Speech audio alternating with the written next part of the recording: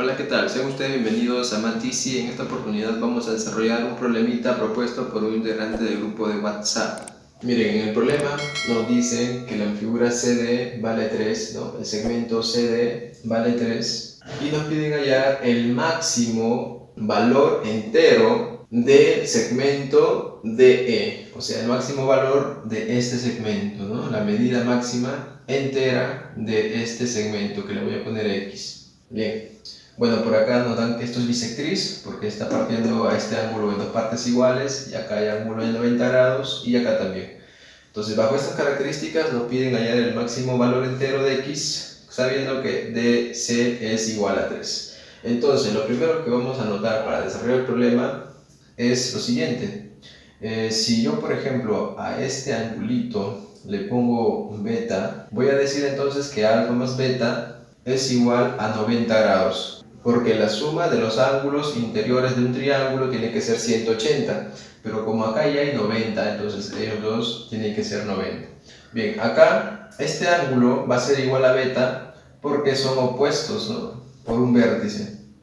Cuando tenemos, ¿no?, dos segmentos que se cruzan de esa manera, estos ángulos respectivos son iguales, ¿no? Si este es alfa, esto es alfa. Si esto es teta, esto es teta. Siempre y cuando se corten de esa manera. Entonces tenemos beta por acá. Ahora miren, en este triángulo AEC tengo alfa, tengo 90, entonces este ángulo tiene que ser necesariamente beta. ¿Para qué? Para que la suma de todos los ángulos sea 180. Como ya tengo 90, sería que este ángulo y este ángulo sean 90. Pero como alfa más beta me da 90, necesariamente ese ángulo tiene que ser beta. Y entonces va a resultar que el triángulo DEC es isósceles.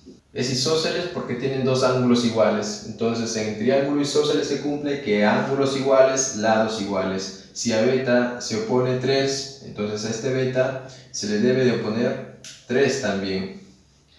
Bien, entonces ahora vamos a llevar el análisis a este triángulo de acá, en donde hemos descubierto que es isósceles. Y además, ese triángulo va a ser un triángulo acutángulo. ¿Qué es un triángulo acutángulo? Es un triángulo que tiene por medidas interiores menores que 90. Como sabemos acá, alfa más beta es igual a 90 grados. Quiere decir que beta tiene que ser menor que 90, ¿no? Porque si beta es 90, alfa tiene que ser 0. En geometría no existe el ángulo 0, entonces vamos a decir que beta es menor que 90. Beta es menor que 90. Este beta también es menor que 90. Y este ángulo de acá, vamos a llamarle teta, también es menor que 90. Miren, ustedes pueden ver por la gráfica que el ángulo del 90 va a ser este angulito, que le estoy llamando teta, más este angulito sobrante, ¿no? Entonces vamos a decir también que teta es menor que 90 grados. Bien, entonces el triángulo es acutángulo. Vamos entonces a aplicar uno de estos teoremas. Miren por acá, como nota les he puesto el teorema del coseno y la existencia de triángulos. Vámonos primero con la existencia de triángulos. Se dice que en cualquier triángulo, un lado, cualquier lado, por ejemplo en este voy a elegir A, ¿no?, el lado que tiene por medida A, va a ser pues menor que la suma de los otros dos lados y a su vez mayor que la diferencia de esos dos lados, ¿no? Diferencia positiva. Vamos a suponer que B es mayor que C. Entonces se va a cumplir siempre eso, ¿no? Que cualquier lado va a ser menor que la suma de los otros dos y mayor que la diferencia de las mismas. Y eso puede ser con cualquier lado. Bien, entonces en este triángulo voy a aplicar existencia. Si yo aplico existencia, voy a decir x. ¿Sí? Este x va a ser como mi a, va a ser menor que la suma de los otros dos lados, o sea 6, y mayor que la diferencia, o sea mayor que 0. Entonces, si solamente analizamos con el teorema de existencia, vamos a decir que x máximo y entero sería pues el máximo 5, y como vemos hay clave. Entonces podríamos marcar eso en una primera instancia, pero vamos a analizar ahora ¿qué pasa si es acutángulo? Si es acutángulo, vamos a ver un teorema del coseno para describir una fórmula de desigualdad. Miren, por acá tengo un triángulo ABC y tengo sus lados, ¿no? ABC, de medidas ABC, el ángulo θ. Entonces, el teorema de coseno me dice que el lado opuesto al ángulo elevado al cuadrado va a ser igual a la suma de cuadrados, ¿sí?, de los demás lados, menos, acá hago un error, acá sería C, ¿no?, el producto de esos lados, por el coseno del ángulo que está frente al lado de medida B. Entonces, si este θ es menor que 90, el coseno de acá, si θ es menor que 90, el coseno es positivo.